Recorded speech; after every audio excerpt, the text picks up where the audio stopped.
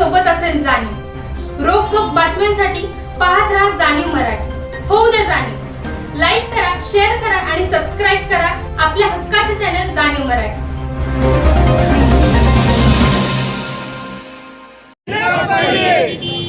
TET paper फुटी प्रकरणी राजीनामा दिलाच पाहिजे। सरकार हाय हाय, फडणवीस सरकार हाय हाय, स्मार्ट मीटर सक्ती रद्द झालीच पाहिजे। अरे या सरकारचं करायचं काय? खाली मुंडे वर रद्द करा, रद्द करा, स्मार्ट मीटर रद्द करा, रद्द करा, रद्द करा, स्मार्ट मीटर रद्द करा, स्मार्ट मीटर सक्ती रद्द झालीच पाहिजे। स्मार्ट मीटर सक्ती रद्द सरकार हाय हाय, फडणवीस सरकार हाय हाय, फडणवीस सरकार हाय हाय, राजीनामा द्या, राजीनामा द्या, खाली मुंडे वर फडणवीस सरकार हाय हाय, फडणवीस सरकार हाय हाय, फडणवीस सरकार हाय हाय।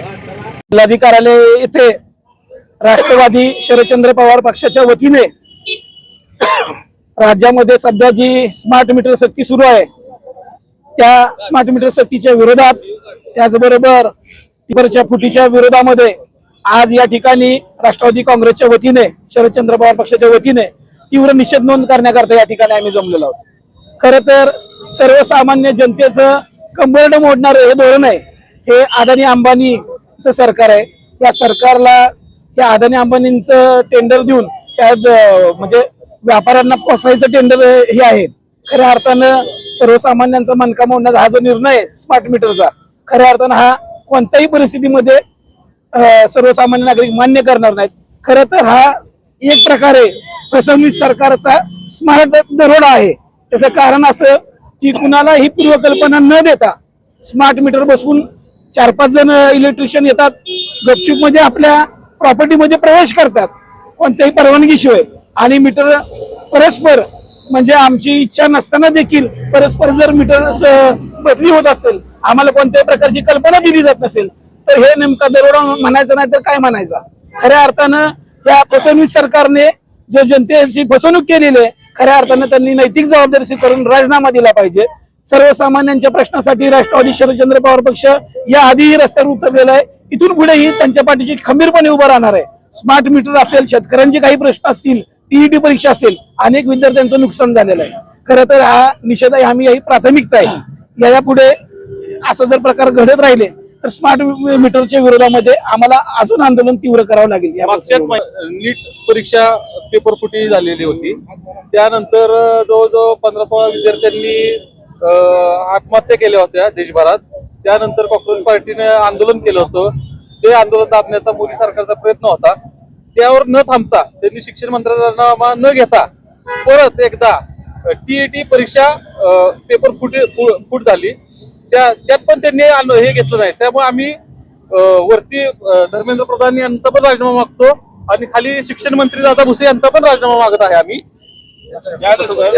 जे अध्यक्षांनी आता दोन्ही विषय मांडले, मी MSCB ला आव्हान करू शकतो की इथून पुढे स्मार्ट मीटर जर तुमचे लोक जर बसवायला आली तर राष्ट्रवादी शरदचंद्र पक्ष तुम्हाला रस्त्यावर उतरून तुम्हाला तुमच्या MSCB ला टाळे ठोकणार, हा आज तुम्हाला इशारा देतो। आणि तुम्हाला याची प्रचिती बघायची असेल तर आज तुम्ही कुणाचा तरी स्मार्ट मीटर बसवा। हा शरदचंद्र पक्ष रस्त्यावर उतरून तुमच्या सगळ्या MSCBच्या ऑफिसला टाळे ठोकण्याचं काम करेल, एवढंच सांगतो आणि थांबतो।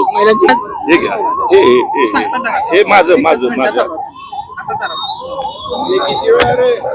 आज जिल्हाधिकारी कार्यालयावरती राष्ट्रवादी काँग्रेस पक्ष शरद पवार गट यांच्या वतीनं स्मार्ट मीटर आणि टीईटी पेपर संदर्भात जे आंदोलन केलेलं आहे त्या बाबतीत राष्ट्रवादी पक्ष हा नेहमीच या लोकांच्या पाठीशी राहून त्या स्मार्ट मीटर असेल किंवा टीईटीची जी परीक्षा पेपर फुटीचा विषय असेल त्यावर वारंवार आंदोलन करत राहणार आहे जोपर्यंत त्या लोकांना न्याय मिळत नाही तोपर्यंत।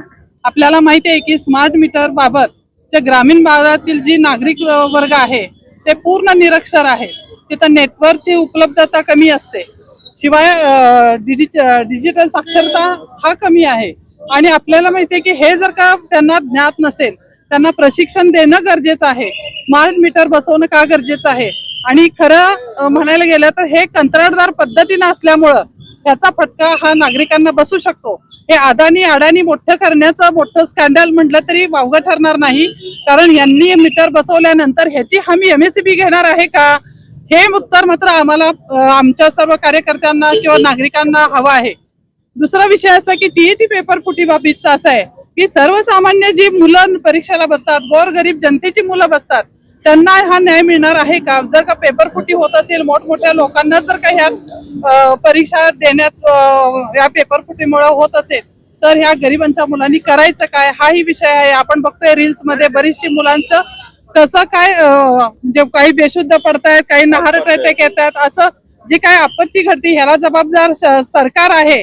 याची जबाबदारी सरकार घेतंय का, हे आम्हाला राष्ट्रवादी काँग्रेस पक्ष शरद पवार गटाच्या वतीनं त्यांना जाब विचारायचा आहे. ₹70. तुमचं नाव सांगा पहिलं. माझं नाव रशीद गुलाब शेख, करंजे पेठ, बाबर कॉलनी, सातारा. जुनं बिल आलं आहे 2310. ही मिनिमम रेंज आहे त्याची जुन्या बिलाची, आणि आता आलंय नवीन बिल स्मार्ट मीटर सांगा. स्मार्ट मीटरचं ₹8,890. एकाच एकाच महिन्याचं बिल आहे. दर महिन्याला किती येतं तुम्हाला साधारण? 2324 असं बिल येतं दर महिन्याला. आता 8,890 आलं, 8,890 आलंय बिल, 4 पट बिल आलेलं. सर्वसामान्य नागरिकांचा जो महिन्याचं बजेट असतं, त्या बजेटमध्ये ज्या अर्थाने माणसांचं नियोजन आहे, एकतर महागाई वाढलेली आहे, त्या सिलेंडरची महागाई असेल, इतर तुटवडा असेल, त्या संपूर्ण घरगुती सगळ्या ह्याच्यामध्ये खऱ्या अर्थानं नागरिकांना पूर्णपणे या सगळ्या संकटांना सामोरं जावं लागते. 3 पट 4 पट जर बिलांची वाढ होत असेल, तर या ठिकाणी नेमकं जनतेनं करायचं काय? स्मार्ट मीटर सगळ्यात महत्वाचा घातलेला घाट. याचं कारण एक आहे की संपूर्ण देशभरातल्या असणाऱ्या नागरिकांचा डाटा कलेक्शन करणे हा सगळ्यात मोठा 2029च्या निवडणूक नजरेसमोर ठेवून हा सरकारचा सगळ्यात महत्वाचा हेतू आहे. त्याच्या पाठीमागची भूमिका दुसरी काही नाही. जर आपण बघितलं तर लोकशाहीचा सगळ्यात मोठा जर हे काय असेल तर विरोधक स्ट्रॉंग नसणं, आणि मग विरोधक कसा खुळखुळा करायचा जेणेकरून त्यांना हव्या त्या पॉलिसीज राबवता येतील. त्याचाच हा एक भाग आहे की मोठ्या प्रमाणात त्यांनी आता स्मार्ट मीटर आपल्यासाठी जो लादलेला आहे ते खूपच चुकीचं आहे. आणि स्मार्ट मीटरच्या विरोधात आम्ही राष्ट्रवादी शरदचंद्र पवार गट तीव्र विरोध वेळोवेळी करणार आहे. हा आताच नाही तर वरचेवर होत राहणार आहे. आणि विद्यार्थ्यांचं जे नुकसान केलेलं आहे हे अक्षम्य आहे. सरकार हे कधी त्याचं ते भरून न निघणारं नुकसान घरच्यांचं झालेलं आहे, पण सरकारनं जे काही नुकसान या पिढीचं केलेलं आहे, या पिढीचा विश्वास उडेल आता की आम्ही कुणावर विश्वास ठेवायचा, सरकारवर विश्वास ठेवायचा, आम्ही प्रयत्न करायचे की नाही. इतके मोठे आता प्रश्न युवा पिढी समोर उभं राहणार आहेत. म्हणून आम्ही या सरकारचा जाहीर निषेध करतो.